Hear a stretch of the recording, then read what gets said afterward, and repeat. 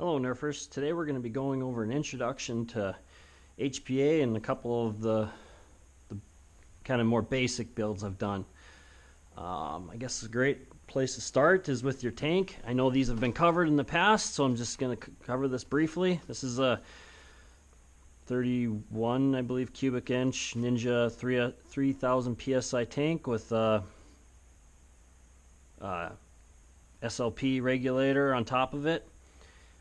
This regulator allows it to be the pressure to be regulated down to what we could consider usable. I think the standard regulator that comes on this regulates it down to like 800 psi, when this one brings it down where you can use it from, I don't know if it's 20 to 120 psi. Yeah, just got your standard quick disconnect on it. So you can attach it to each blaster. And I got this off Amazon. I think it was 50 or 60 bucks. I got this off of Airsoft Junkies. I think it was a Black Friday sale a couple years back, 65 bucks or something. So I'm sure I got the pouch off Amazon somewhere too. That's enough about that. All right, so let's kind of go into I guess how like a QEV works. Since this was the first ever air blaster I've ever built. This is pretty basic. Just got your standard quick exhaust valve with we've got your air tank in there. So as you can see, that the air goes up through this quick disconnect nipple here, goes up through here through a three-way.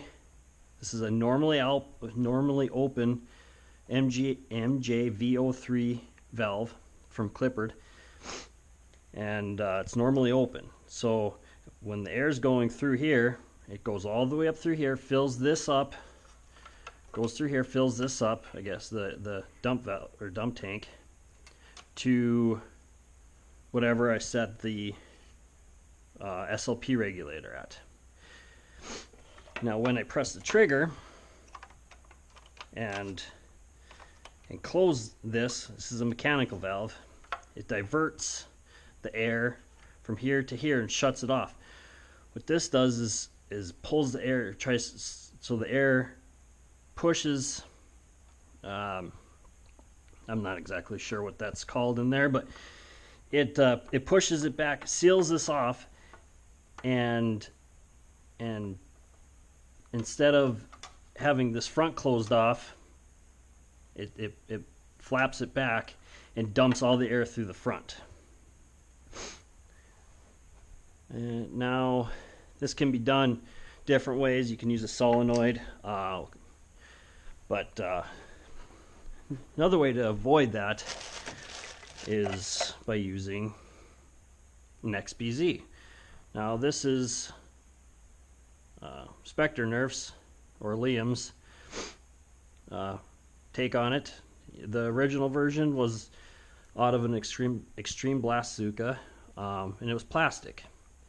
Now I never actually built a blaster around one of those. I just was always afraid that the plastic was going to break or crack, and I'd be left with something I'd have to fix. So I just got these in the mail, I think last week, so I have yet to build one. But basically it's the QEV and dump tank all in one. Air goes through here, fills it up. This is basically a Chinese version of the MJV03. I use this in my Merge Masters build, which is over there when Worlds Collide. It works pretty good.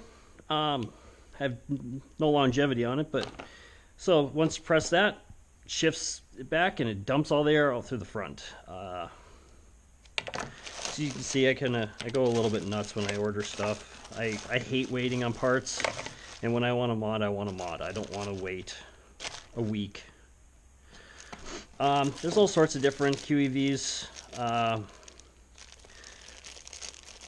These are These are kind of nice because they're quite a bit smaller. So these ones could be mounted straight to a pneumatic cylinder,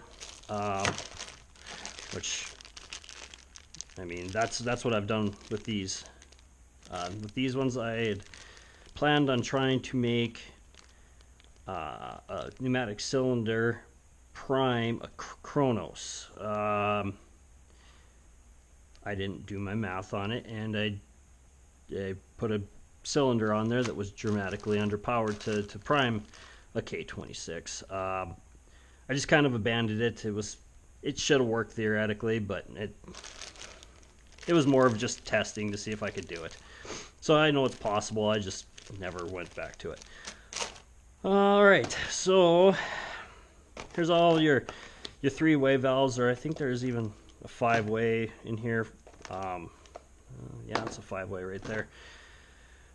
Now, yeah, all these things just do is they let air go through, and yeah, I'll cover some of these 5-way valves. I'm going to go more advanced here on some of my higher end builds at some point, but as of today, this is just kind of an introduction. I'll try to throw some links up. This is an MJV3, which is a normally closed valve. I use that in my Halo MA5 project. Really simple project. I'll show that here in a little bit. Solenoids are basically the equivalent of the MJV03 or MJV3, 3-way valve, except for they're electronically actuated. So air goes up through, let's just grab a 3-way. This is a normally closed one. Anyways, so we got air going through the quick disconnect up through here, and then when it shifts electronically via the switch, it exits through here and ends up releasing the air through the barrel and propelling the dart. Kind of a little tidbit here is on these solenoids, at least the ones I've used, there's always a little button on them, and that way you can actually test what you're doing prior to hooking up a switch and a battery. You can just, if I was to hook this up right now with my air tank, and I could fire it. So, and I'll cover these more later, but here's your pneumatic cylinders. I got kind of a mess here. Here was, I think, that project I was talking about where I was trying to prime a Kronos. So on this one, this is a single acting. You can tell because it's got a spring return. So when the air fills this up, it extends. Once the air goes away and the QEV exits it, because it can't go back through the backwards, the air exits the QEV and the spring returns it back to its resting position. Now this is a spring extend, so this is backwards. Air presses this in, and once the QEV releases it, this is the resting position on one of these. Now these all have different bores and strokes, and I'm not going to get into that. Obviously the bigger bore is going to give you more air volume inside. The longer stroke is going to give you, a longer travel. Now this is a double acting cylinder. So unlike this one, and I don't have this set up properly, I think I was just testing out threads, you would need technically a QEV on both sides. So when the air enters here, presses it out, and let's say that would be a perfect use for something like that, and then a 5-way. And then you shift the solenoid, it shifts air to this side, releases air to this side, pushes it back. So you got your different strokes in there. Here's a double acting, which is a smaller one.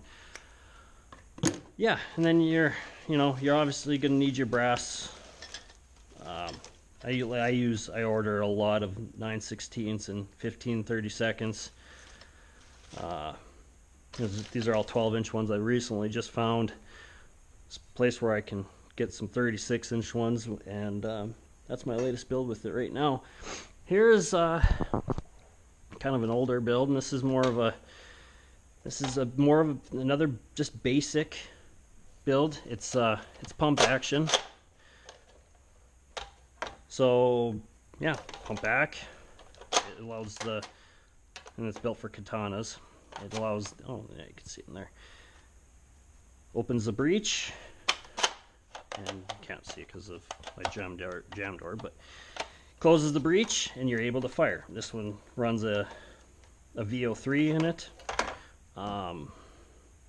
Quick disconnects out there. Pretty similar setup to what I'm running as far as a pusher breech in my MM3 build. Oh, and then yeah, you're gonna need this is probably the most frustrating thing about HPA is all the random little fittings you're gonna end up running into. Whenever I find something, I'm ordering parts, I usually, I source most of these fittings, these push to connects from Metal Air, and I really do not like paying shipping. And plus, Metal Air incentivizes you to buy more by giving you a discount if you order 10. So I usually order a lot of everything every time I order something. So, but yeah, I've got all my random fittings in here. You never know when you're going to need something. So this is pretty much my go-to bin whenever I need something. Like this could be used for an air tank. I just need to put a cap on it and then screw this up into a QEV.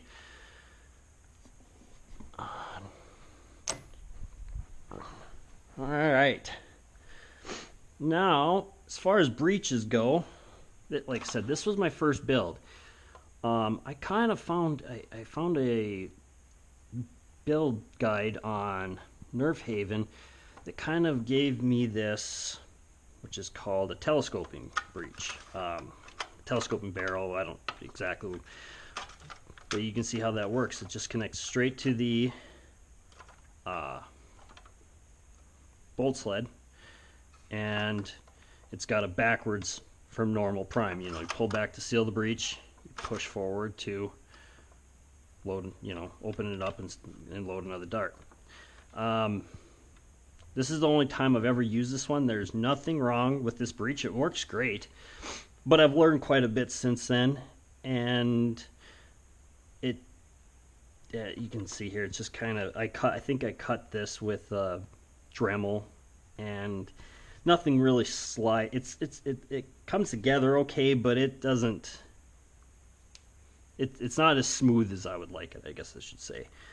I went more of a standard style, as far as looking prime / breech, where it's pull back and then press forward. That's just more of a, there's a couple reasons for it. I like the pusher style better than the pull style, but it's all functional. And this one utilizes that too. So this is, I think, it's like my 8th HPA build, and obviously you're going to get better the further you get along. As you can see, I'm using, you got a 9/16, and inside you've got the 17/32. Well, that'll push, and this is one of Slug's katana / talon conversions. I have not gotten my talons in the mail yet, so I have not gotten to test that yet, but if it's a katana, is just fine. And then yeah, so I left enough room so it could load both style of magazines. But yeah, this will be attached in here. This is just a custom designed piece for my bolt, or for my priming, my priming handle. And yeah, it just presses forward till it seals off here and propels the dart. Now this build is a little excessive. This was just more of a so I could do it, see if how high of FPS I could get out of a blaster. This is a Centurion, and it's got a 36-inch long piece of brass there for the barrel. Testing, I got 660 something. It was excessive. This I don't know. I've never used any of these blasters besides just building them and plinking. Yeah, so the problem with a solenoid, obviously, is figuring out where you're going to stick your battery. Well, luckily, I had a mag well that was just going to be sitting there. So I designed a piece to fit up in there.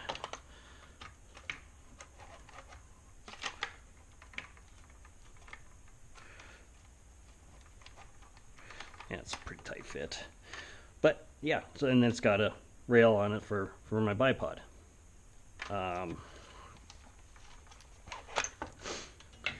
not going to get too carried away with this one yet because I just puttied the switch and the solenoid into place earlier today, so I got to let that set up overnight.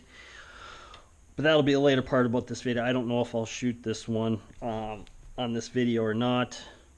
It depends how nice it is out tomorrow. I'm not shooting this in the house again. I set off my glass break for my alarm system, and my family was sleeping. It just shoots ridiculous, and there's not really any point to it. A couple other things I found that might be helpful for some of you people out there is this, especially with this style of breech. This is nice and smooth. I mean, and what I did here is I just extended that all the way so it was sealed, and I sprayed some of this dry lube with Teflon in there and let it set up. I've done that 2 or 3 times now, and man, that thing just slides.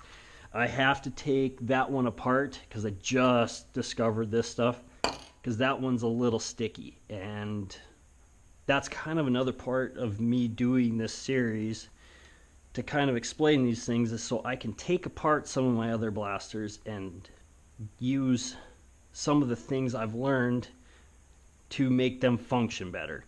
They all work, they just could work better. And I'm hoping that this, I mean, there was obviously a lot of learning that went into some of this stuff. I ordered way too many parts, some of them didn't work. But hopefully this eliminates a lot of it for you. I'll try to link some of the things, but I'm probably going to forget some stuff. Oh, here's your, I'm jumping around here. I'm not very organized, but I'm trying to cover quite a bit. This is some polyurethane tubing. This stuff is really flexible. I've used more of this kind of stuff. I've got, and this is stiff. This is more than capable. I think this is rated at 150 psi. Go play. I'm not anymore. Go upstairs then. Okay. This is rated at 150 psi. I don't remember. This is some poly tubing. I don't know. I think this might be for air brakes. It's stiffer, and it can handle way more pressure. It's more excessive than it needs to be. Most of your parts in like your QEVs and such are rated for 150 psi. So, and your push to connects. I mean, that's a pretty standard number. So this polyurethane tubing, it's nice to work with. It's basically like the equivalent of your your silicone wire over your standard automotive wire. It's just a lot easier to work with. Yeah, and then as far as some other tools you'll need, this tubing cutter is wonderful.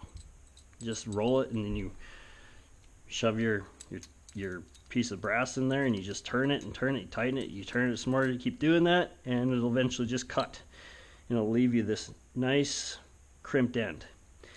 Now I found, and this is why another thing I'm going to go and change about a few of my blasters. But as you can see, this has got that crimped end on it. And then this has a flared end.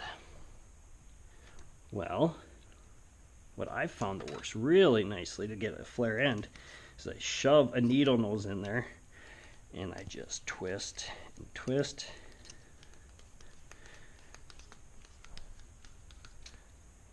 And you can see, it gives you a nice flared end. Now I might have went a little excessive, and I try to usually be a little bit more careful, but this is a junk piece of brass. And with a crimped end like that and a flared end like that, it just makes it makes it guide so much nicer. And I have wrecked a lot of brass, especially in my semi and my auto build. And I am pretty excited to go in there and make these changes in those builds.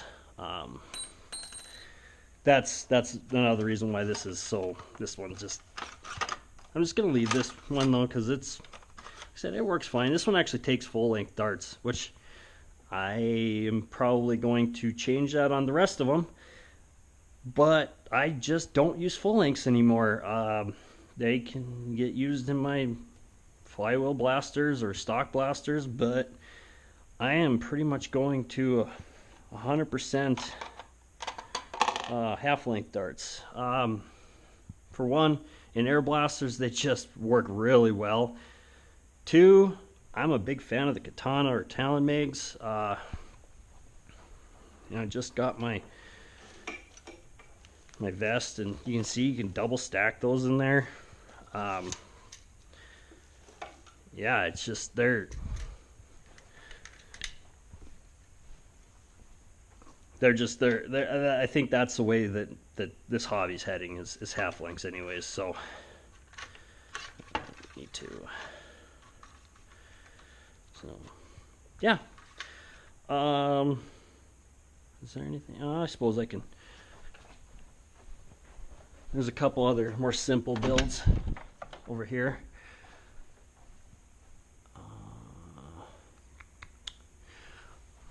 Well, kids got after this, I guess. Here's my.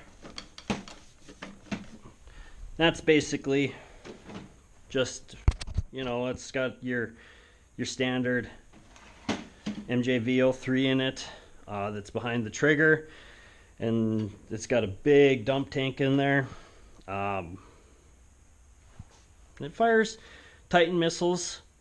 I think it was 80 some feet when I did testing on it after I built it, which is pretty good. You don't ever have to sit there and pump it up like you would a Titan. A few of my other builds up there, which I'll be covering later. You got my full auto. That's my first semi-auto I built, and then kind of my more real steel HPA Kronos pistol, which I need to take that apart too and do the breech differently on that. Hopefully that fixes my problems.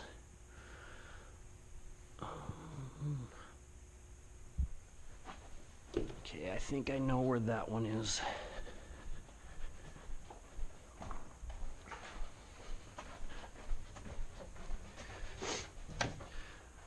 Oh, here's my compressor I use to fill my paintball tank. It's stout. That thing probably weighs a good 50 pounds. Yeah, this is, I had to spend, I think it was $20 to fill my tank the first time, and then they said that most of the time they need you to drop it off and then come back and pick it up at a different time. And I just thought to myself, it's not gonna take very long for me to spend a whole bunch of money filling that thing up. And with all the testing I end up doing on most of my blasters, this was a great investment. I think it was $350. It's not a small investment, but it's one I'm glad I made. Yeah. All right. I'll see if I can't find my MA5 and put those blasters back together, and we'll do a firing demo on them all. All right. So I was editing my video and realized I didn't cover Teflon tape or thread tape. That's a pretty essential aspect to HPA. And this stuff is just great. As you can see, there's a little bit of a kind of a sealant that comes on these threads that comes from metal air. But I always like to put some more of the Teflon tape on there when I'm screwing these all together. And what this does, it just gives you a little bit better of a seal. I mean, I've been using Teflon tape for probably almost 20 years now. Just great stuff. Yeah, one of the tips I can give you guys about Teflon tape that I learned from my years of doing production testing is to hold the threads. This is a right-hand turn thread. Hold your threads to your right and grab your Teflon and wrap it around away from you. I'll explain why here in a second.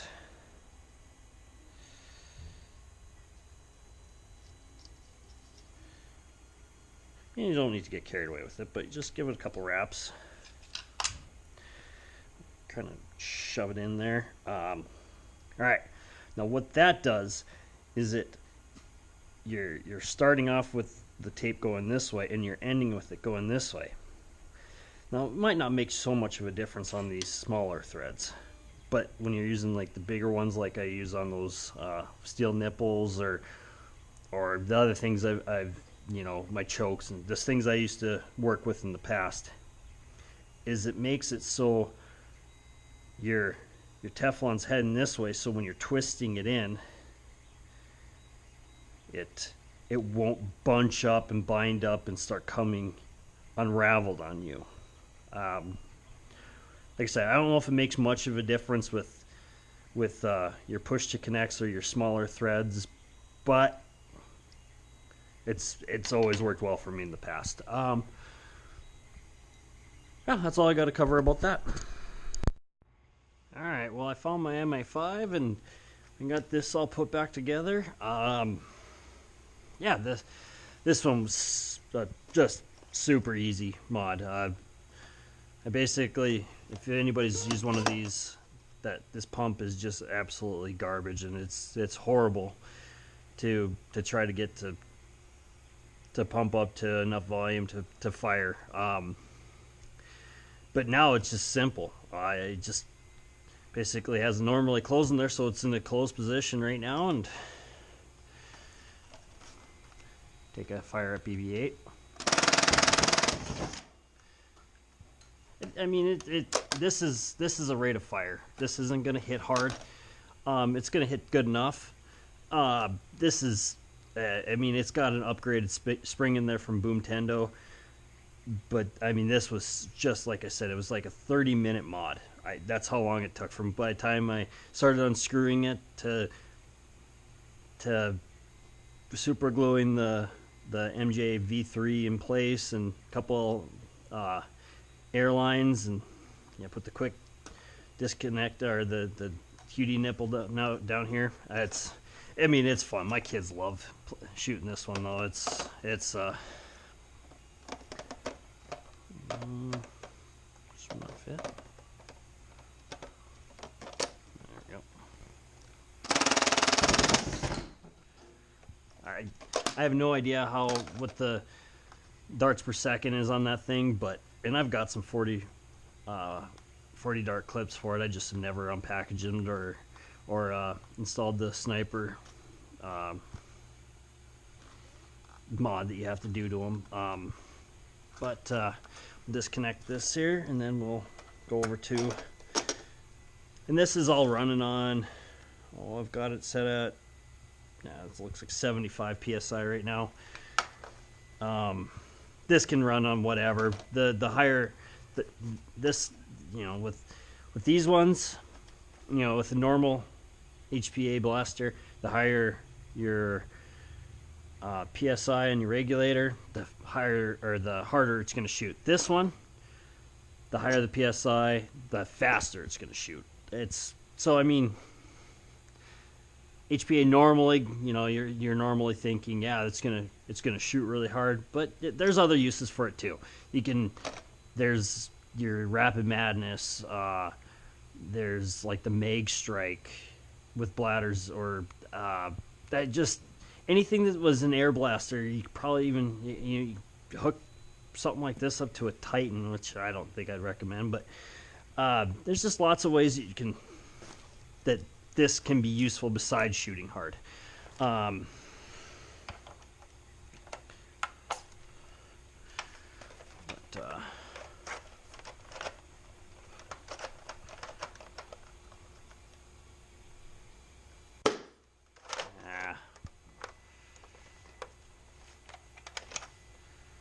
Ooh, I had one loaded in wrong.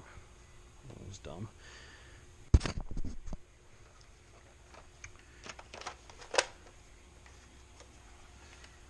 Alright.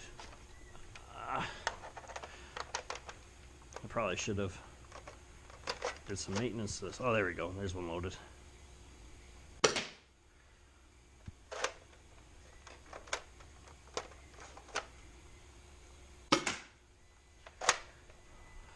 See what this thing, I suppose we can throw it on a Chrono since I've got it out here.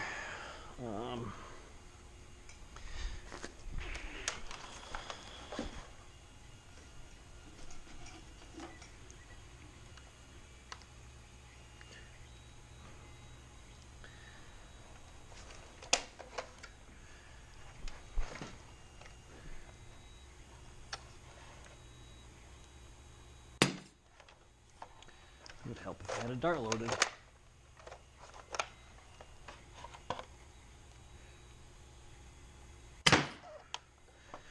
$209.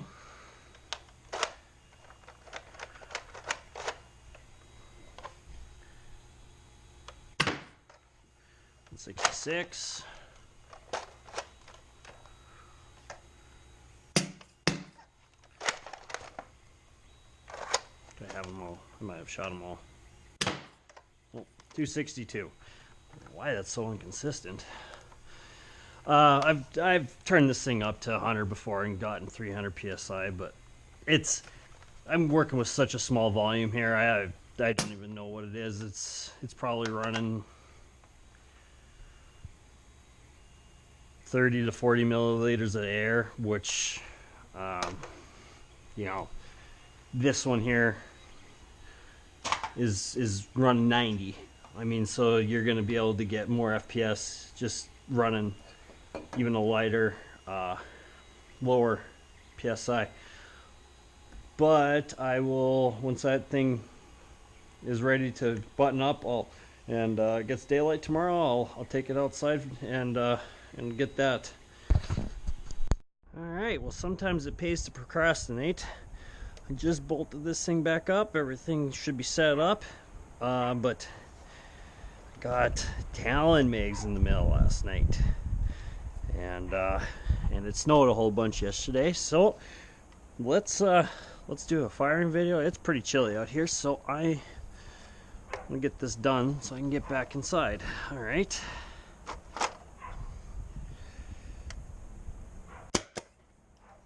Okay, I was aiming right at the middle of the backboard and it shot right underneath.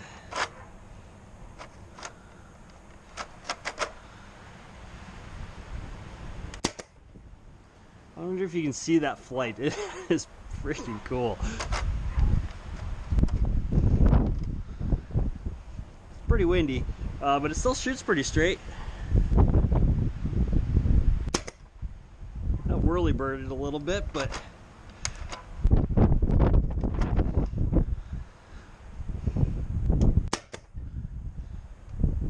and that thing's shooting far.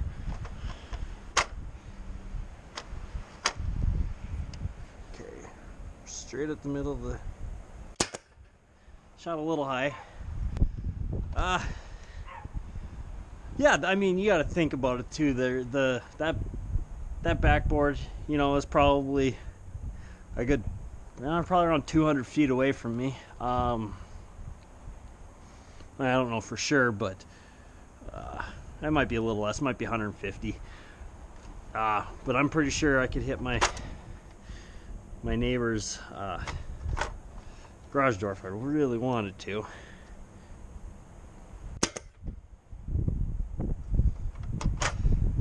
I think I'm out of darts.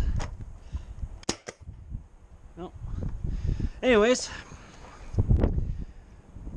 hope you guys enjoyed this video. I hope you learned something. If not, I apologize. I will be hopefully doing another one, depending on the reception on the more complicated full auto and semi-auto builds. Yeah.